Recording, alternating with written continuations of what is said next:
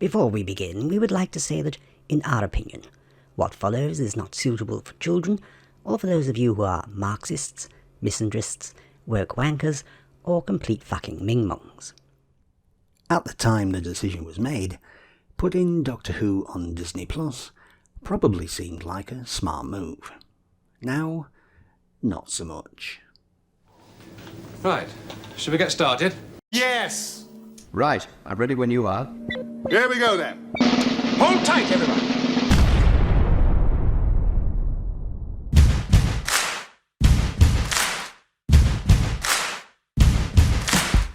Oh, for God's sake! Piss off! They are socially conscious citizens. They are sheep.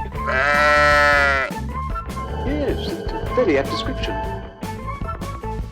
Oh no. What are you doing? You can't rewrite history. Not one line. People spend all their time making nice things, and other people come along and break them. You're the cause of this disaster.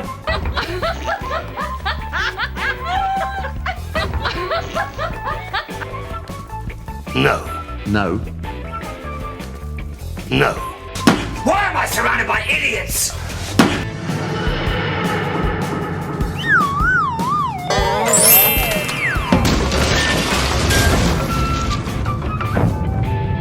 Hello, Grumpies. Greetings from the Shadowband Dimension.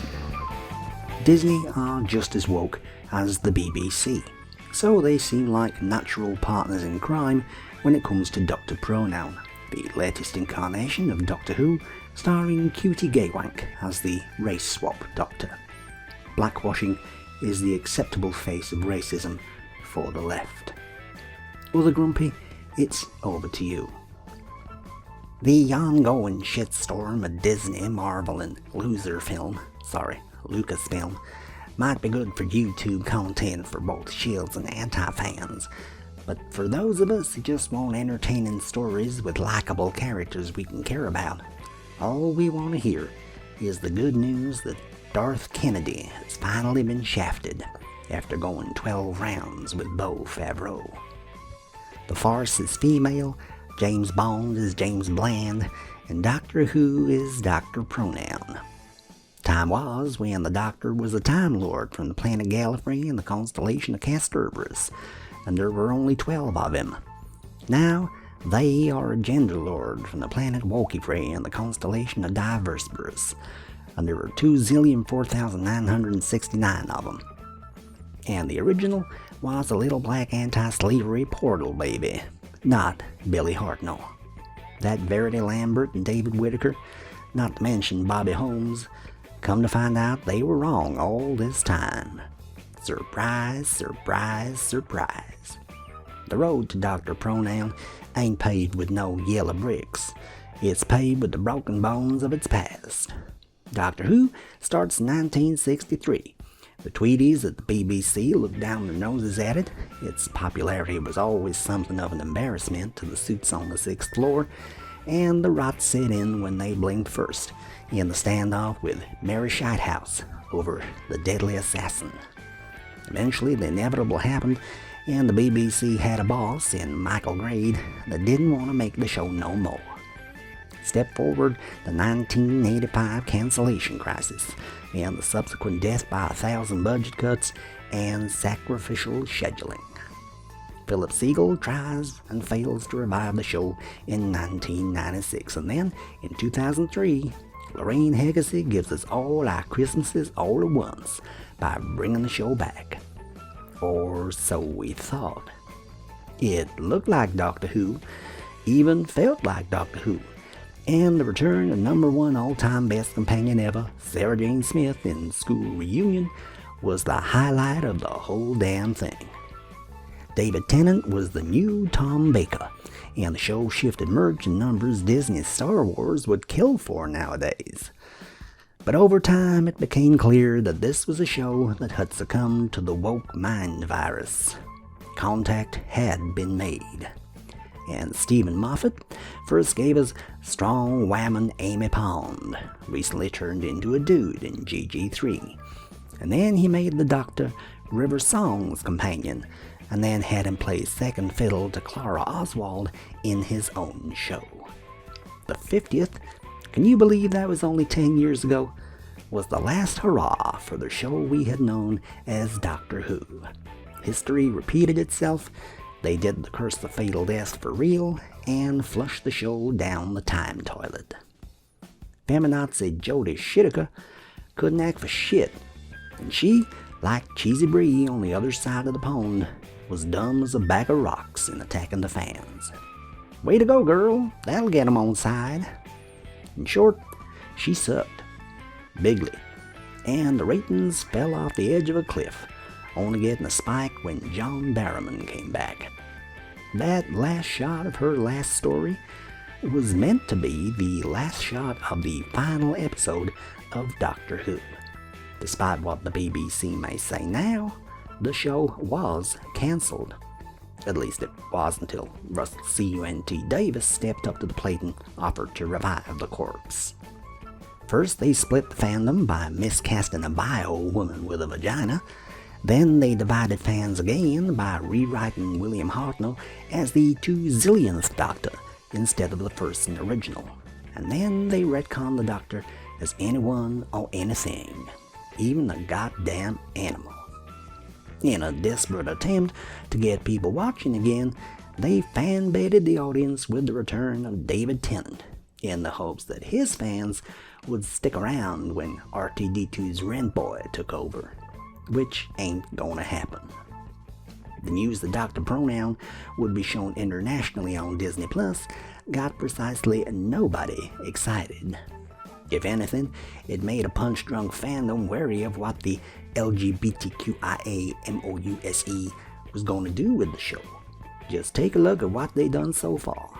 Mando, WandaVision, that chubby little Indian kid, Kenobi, She-Hulk. Disney Plus got a great track record of making entertaining shows shitloads of folks want to watch.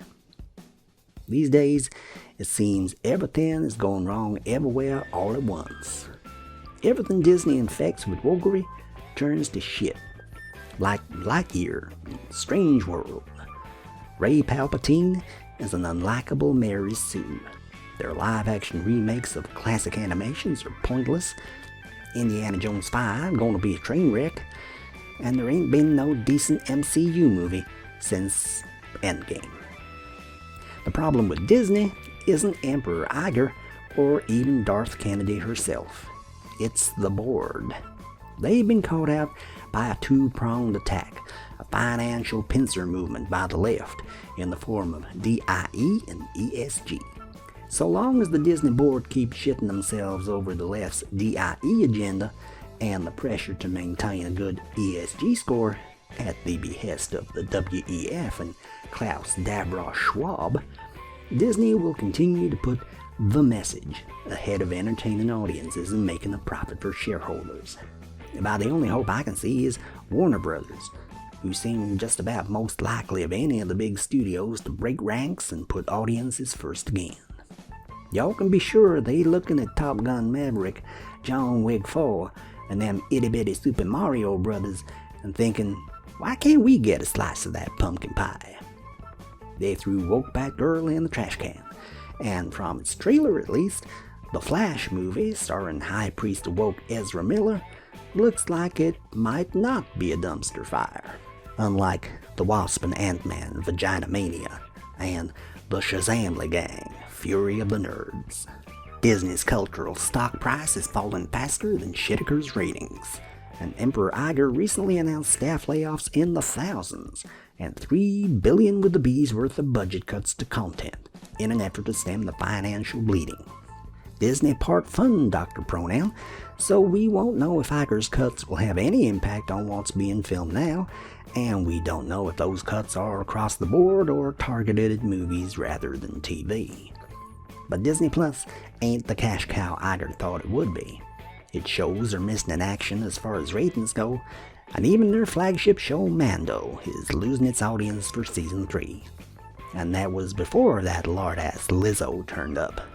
She ain't no Gina Carano. For the BBC, putting Doctor Who on Disney Plus was a way to boost the budget and raise the profile of a once-loved show that today couldn't fill the restroom at SDCC, let alone Hall H. For Disney, putting Doctor Who on Disney Plus was, the thinking went, a way to boost subs numbers internationally. But with Emperor Iger taking the axe to the budgets, what does that mean going forward for the next series of Doctor Pronoun? We don't know the details of the deal, or how long Disney is locked in for, or at what level. Maybe they're committed for, say, 3 years at $10 million a year, no matter what Saving Iger wants to make. Or maybe not. We just don't know.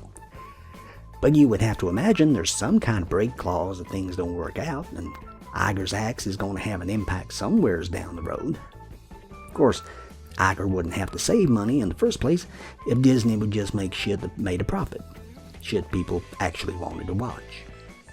RTD2 thinks he's the British Kevin Feige, and that he was doing a Feige before Feige did a Feige with Doctor Who and Torchwood and Sarah Jane Adventures and Totally Doctor Who and Doctor Who Confidential. But if Iger is turning off the taps, is that going to affect RTD2's plans? Is there going to be the extra money for the parent show, let alone shitty spin-off shows? The only thing we know is coming for sure, maybe, possibly, who knows, who cares, is the rumored unit show, Doctor Who's very own Agents of S.H.I.E.L.D. But apart from that, silence. It's not as if there are that many characters from the world of Doctor Who that could front their own show, apart from the predictable choices of River Song and maybe the Paternoster Gang. And that's the show the BBC should have made instead of Class, which was a crock of horseshit. There ain't no Liz Sladen no more, and there sure as hell ain't going to be no John Barrowman in Torchwood Returns.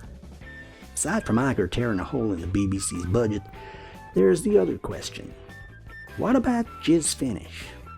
They spent years milking the fandom with spin-off after spin-off in their audio expanded universe of Gallifrey, River Song, The War Doctor, Jago and Lightfoot, my personal favorite, and all the rest. He's already adapting a comic strip, The Star Beast. Maybe he's just gonna take a bunch of Jizz Finish scripts and adapt them for TV too. But what makes them think there's an audience for this shit anyway? Especially with no David T to draw in the girlies and the gay boys. Cutie Gay Wank might tick all the boxes for the alphabet mafia at the BBC, The Guardian, the New York Times, and Disney. But he ain't no David Tennant. In the CCP USA of godless America, Sam Wilson and the 15th Doctor are the acceptable face of anti-white racism. And if Disney and the BBC think Cutie gonna capture them a whole new audience of TikTok fan sheep, they gonna get red-pilled real soon. Until next time, y'all resist them Marxist bastards. Don't y'all be a sheep, and y'all stay grumpy now, you hear? Bye-bye.